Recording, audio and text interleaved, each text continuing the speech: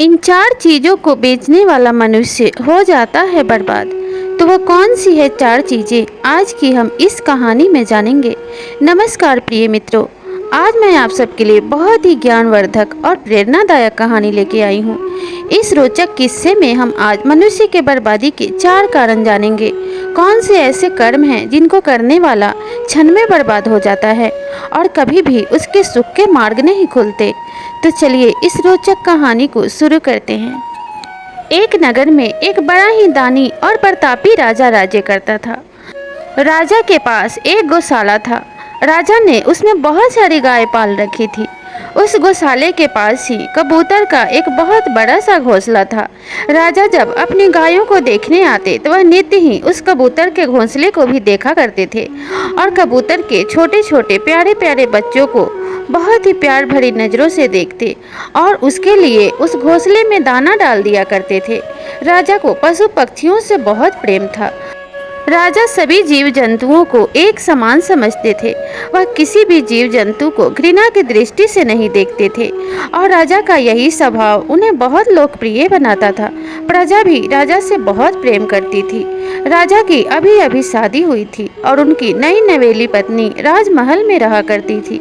धीरे धीरे राजमहल में रहते रहते रानी ने कहा कि महाराज, जिस कबूतर के घोंसले में आप दाना डाला करते हैं उस घोंसले में से एक कबूतर को आप राजमहल में ले आइए।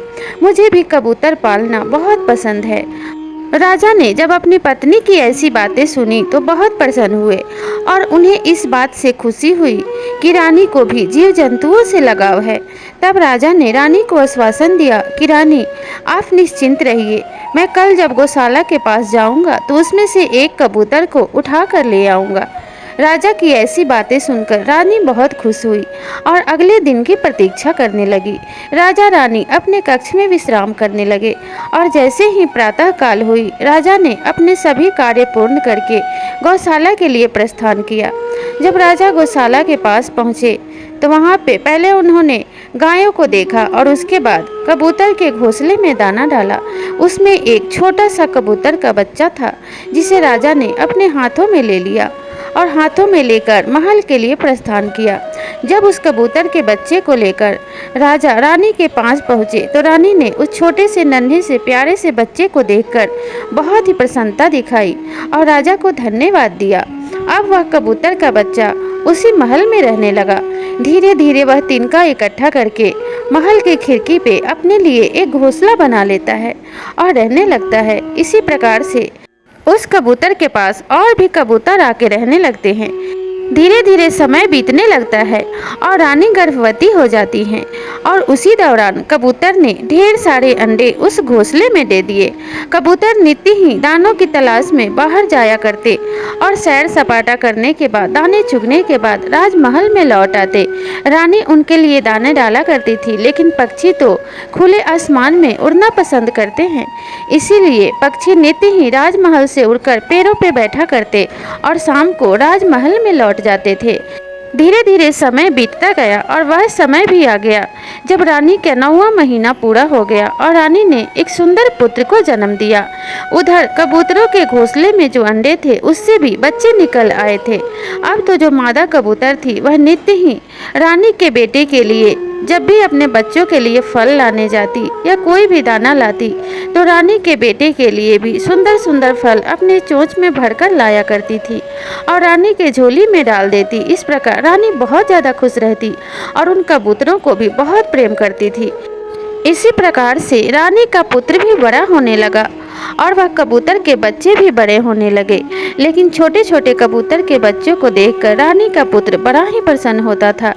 एक दिन जब वह कबूतर अपने घोंसले में नहीं थे और फल और दानों की तलाश में बाहर गए हुए थे, तभी रानी ने कबूतर के बच्चे को खेलने के लिए अपने बेटे के हाथ में दे दिया। रानी का पुत्र छोटा था, उसे इस बात का जरा भी ज्ञात नहीं था कि कबूतर को नोचने से उनकी जान भी जा सकती है और रानी का पुत्र कबूतर के बच्चे को हाथों से नोचने लगा और उसके साथ खेलने लगा।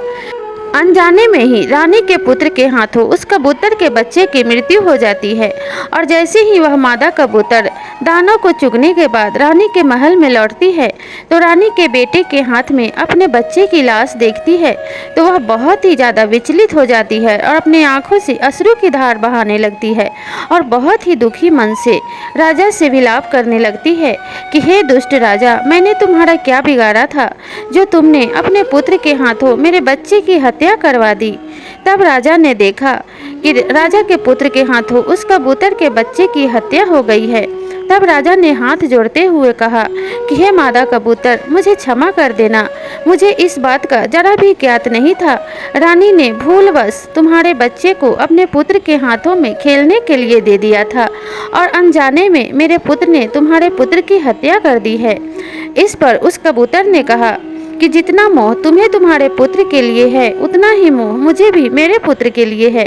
जितना वियोग तुम्हें अपने पुत्र के खोने का होगा उतना ही वियोग मुझे भी मेरे पुत्र के मृत्यु का है। इसलिए तुम मेरे दुख का अंदाजा भी नहीं लगा सकते। इसलिए मैं तुम्हें ऐसी सजा दे के जाऊंगी जिससे तुम्हें भी इस दुख का आभास हो। और इतना कहते हुए उस मादा कबूतर ने राजा के पुत्र की दोनों आंखें अपने चोंच से फोड़ दी और आसमान में उड़ गई। जब राजा ने अपने पुत्र के दोनों आंखों में से खून की धारा बहते हुए देखी तो बहुत ही ज्यादा क्रोधित हुए और कबूतर को क्रोध भरी दृष्टि से देखने लगे और वे कबूतर जाति से घृणा करने लगे और कहने लगे, कोई भी पशु पक्षी दया का पात्र नहीं होता। इस कबूतर ने जानबूझकर मेरे पुत्र की आंखें फोड़ दी है, जबकि मेरे पुत्र ने तो अनजाने में इसकी बच्चे की हत्या की थी। लेकिन थोड़ी देर विचार करने के बाद राजा को इस बात का आभास हुआ कि मेरे पुत्र की तो सिर्फ आंखें फूटी है, लेकिन कबूतर के बच्चे की तो जान चली गई है, इसलिए मुझे क्रोध नहीं करना चाहिए। और तब राजा ने कबूतरी से कहा कि हे कबूतरी, तुम वापस से मेरे महल में आ जाओ, हम पहले की भांति प्रेम पूर्वक रहेंगे, क्योंकि मैं नहीं चाहता कि हमारे रिश्ते खराब हों। मैं पशु पक्षियों से बहुत प्रेम करता हूँ। मेरे पुत्र से जो भूल हुई है उसकी सजा उसे मिल चुकी है। अब तुम हमें क्षमा कर दो और वापस से यहाँ आके रहो, हम पहले की भांति ही रहेंगे। इस पर कबूतरी ने कहा कि हे महाराज, कन्या विक्रय, स्त्री हत्या, भ्रूण हत्या और शिशु हत्या ऐसे पाप हैं जो जघन्य पापों की श्रेणी में आते हैं और इन पापों से इंसान को जल्दी से मुक्ति नहीं मिलती है। आपके पुत्र ने मेरे शिशु की हत्या की है और मेरे हाथों भी आप बहुत बड़ा एक पाप हुआ है। मैंने आपके पुत्र की आंखें फोड़ दी हैं, इसलिए अब कभी भी हमारे बीच मित्रता नहीं हो सकती। इसलिए मन में मतभेद लेकर एक ही छत के नीचे रहना उचित बात नहीं है, इसलिए मेरा यहाँ से जाना ही उचित होगा। और इतना कहकर वह कबूतरी वहां से मन में दुख और आंखों में आंसू लिए उड़ गई और अपने पति के पास चली गई और वहां जाकर कहने लगी कि हे स्वामी, उस राजा के पुत्र ने हमारे पुत्र की हत्या कर दी है, तो उसके बदले मैंने उसकी आंखें फोड़ दी है। कबूतर ने जब ऐसी बातें सुनी तो बहुत क्रोधित हुआ और कहने लगा कि इस राजा को तो मैं इसके किए का सजा अवश्य दूंगा। तब कबूतरी ने कहा कि आप तो इतने छोटे से जीव हैं, आप भला इस राजा को क्या सजा दे सकते हैं। तब कबूतर ने कहा, एक छोटा सा कील भी बड़े से लकड़ी में छेद करने का सामर्थ्य रखता है और मैं इस राजा को बर्बाद करने का पूरा सामर्थ्य रखता हूँ, इसलिए तुम जरा भी चिंता ना करो। पड़ोसी राज्य में ही एक व्यापारी ने अपनी कन्या को बेच दिया है और उससे बहुत सारा धन लिया है और आज उस व्यापारी के कन्या का विवाह है। मैं उसकी अलमारी में से उस पाप वाले धन का एक सिक्का उठा कर लाऊंगा और इस राजा के खजाने में मिला दूंगा। उस पाप के धन के प्रभाव से इस राजा का सारा खजाना और राजपाट नष्ट हो जाएगा और राजा बल विहीन हो जाएगा। जब राजा के सभी शक्तियां नष्ट हो जाएंगी तो पड़ोसी राज्य के राजा इस पे आक्रमण कर देंगे और इस तरह से राजा का साम्राज्य समाप्त हो जाएगा और इसके प्राण भी चले जाएंगे। इसलिए आज ही मैं उस व्यापारी के घर जा रहा हूँ और वहाँ से एक सिक्का लाने का प्रयास करता हूँ। इतना कहकर वह कबूतर वहाँ से उड़ गया और वहाँ पे चला गया जहाँ व्यापारी की कन्या का विवाह था। सभी लोग विवाह की तैयारियों में व्यस्त थे, किसी का भी ध्यान अलमारी की तरफ न था। अलमारी खुला हुआ था। कबूतर ने बड़े ही आसानी से उसमें से एक सिक्का अपने चोंच में उठा के दबा लिया और वहां से उड़ गया। उड़ता हुआ आया और वह सिक्का उसने राजा के खजाने में मिला दिया। उस सिक्के के प्रभाव से धीरे धीरे राजा का सारा धन और राजपाट नष्ट हो गया। राजा के मंत्रीगण उसे छोड़कर चले गए। सभी सैनिक भी धीरे धीरे राजमहल को छोड़कर चले गए। अब राजा अकेला हो गया। राजा को अकेला पाकर पड़ोसी राज्य के राजा ने उस राजा के महल पर आक्रमण कर दिया और राजा को बंदी बना लिया और उसे जेल खाने में डाल दिया। और इस प्रकार से उस कबूतर का बदला पूरा हुआ। तो इसीलिए कहा जाता है कि शत्रु को कभी कमजोर ना समझे, क्योंकि एक छोटा से छोटा शत्रु भी बड़ा से बड़ा बदला पूरा कर सकता है और एक छोटी से छोटी बीमारी भी बड़ी बीमारी का रूप ले सकती है। इसीलिए कहा जाता है कि शत्रु, कर्जा और बीमारी को कभी भी छोटा ना समझे। इन चीज़ों को छोटा समझने वाला व्यक्ति हमेशा ही मात खाता है और सदा ही उसकी हार और पराजय ही होती है।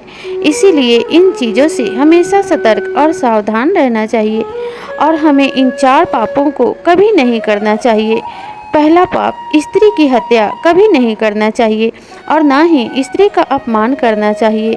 दूसरा, भ्रूण हत्या कभी नहीं करना चाहिए, क्योंकि उस जीव को भी इस दुनिया में आने का अधिकार है जिसे परमात्मा ने इस दुनिया में आने के लिए गर्भ में भेजा है। तीसरा, शिशु हत्या कभी नहीं करना चाहिए, क्योंकि शिशु तो भगवान का रूप होते हैं और जो शिशु हत्या करता है वह भगवान पे प्रहार करने के समान ही होता है और भगवान से लोहा लेने की शक्ति हम इंसानों में नहीं है। इसीलिए इन पापों को करने से बचना चाहिए। तो प्रिय दर्शकों, आपको यह कहानी कैसी लगी हमें कमेंट करके ज़रूर बताइएगा और कहानी अच्छी लगी हो तो लाइक, शेयर और सब्सक्राइब ज़रूर कीजिएगा। तो मिलते हैं अगली कहानी में, तब तक के लिए नमस्कार।